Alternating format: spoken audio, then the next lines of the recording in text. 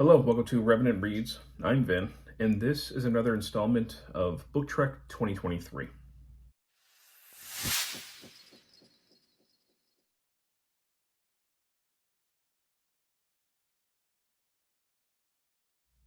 So Book Trek 2023 is where we are reading and having a good time with Star Trek fiction. It is the summer of Trek. And essentially for 3 months, from June, July through August, we're reading Star Trek fiction and Star Trek related books overall. I've got some great co-hosts going along with me, and I'll leave their information down in the description. So what I read I've read other things, but this is my latest read. This is Next Generation Unification. Now, The Next Generation has always been my favorite iteration of Star Trek. It's what really made me fall in love with the franchise. The Enterprise D has always felt like home to me. And I remember this episode, of course, very well. This is the episode where we get Spock back in Trek. We see what he's been up to in the 100 years or so after Kirk's time. Now, we had a cameo by DeForest Kelley in the pilot of Next Generation, but I believe this was the first episode where we really had a character return. Later on, we would get Scotty as well in another terrific episode. This was a two-parter.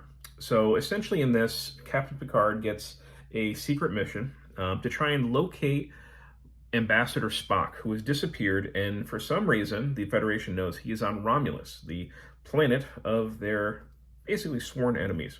And they want to know what Spock is up to. What is he doing? Has he defected? Has he joined the Romulans? If so, he, being an ambassador and being Spock in the Federation, he has a huge amount of information that he could pass on to the Romulans. So Picard takes Data along with him, and they have to try and figure out what's going on. And they basically get a Klingon commander, Kavada, I believe his name was. Kavada to bring them in a cloaked vessel to Romulus so that they will be able to pose as Romulans and figure out what Spock is up to. At the same time, Riker has the Enterprise, and he is following a trail of stolen Vulcan parts. And of course, these two plot lines do end up converging. I have to say, overall, it's a pretty solid two-parter, the episodes. So this is the novelization. The story was not written by Jeri Taylor, but she does the novelization. And Jeri Taylor, she's written a couple of Trek books after this, so this is actually her first, but she was a major part of the show. So she is basically an insider who is writing this. So I was really interested to see what she would do with this. And I have to say, this is a pretty successful book. I liked it quite a bit. I think she adds a lot of great flavor to this, and really kind of goes into more deeply into character insights than I think your average writer who is adapting an episode would. Maybe she has a little more freedom in that. And I will say one thing about this book: it is highly sexually charged.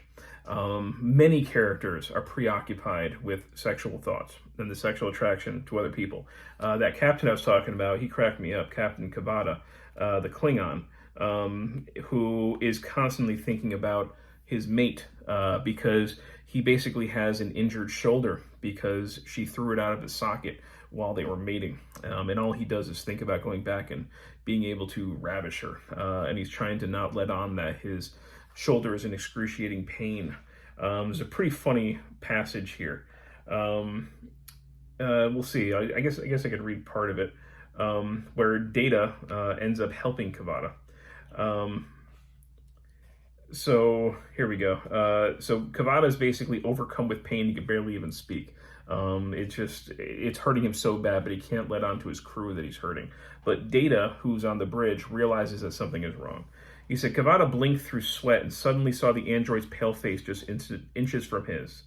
He was expressing concern, saying, "What?" Kavada squeezed his eyes shut and forced himself to stay conscious.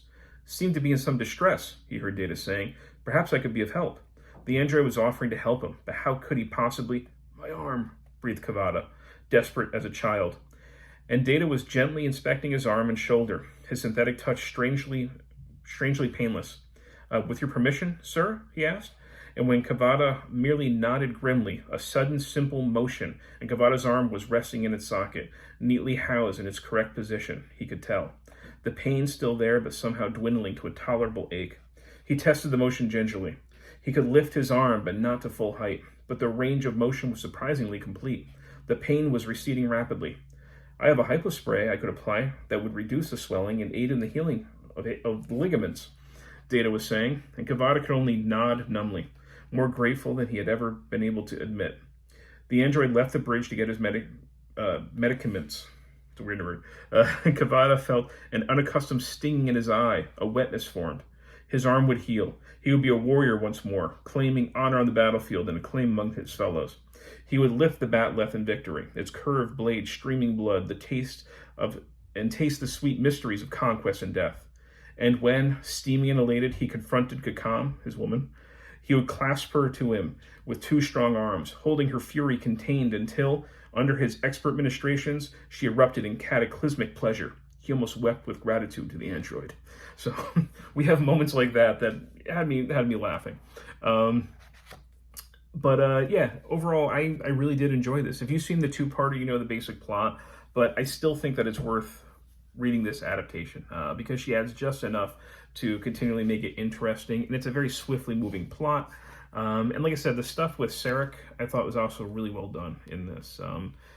Basically Spock's father, he had, in an earlier episode, mind melded with Picard because he was suffering from a disease that, as a Vulcan, he was losing control of his emotions, and the mind meld helped him regain enough control to finish a very important diplomatic mission.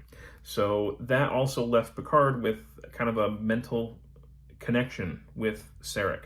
In the beginning of this, if you've seen the episode, is kind of a minor spoiler, but Sarek does end up passing away. But all that stuff is actually really, really well, tastefully done, I thought. So I like this. I enjoyed this. So far, in the novels that I've read for Book Trek, they've all pretty much been hits. So I enjoyed this one. If you've read it, I'd love to hear your thoughts.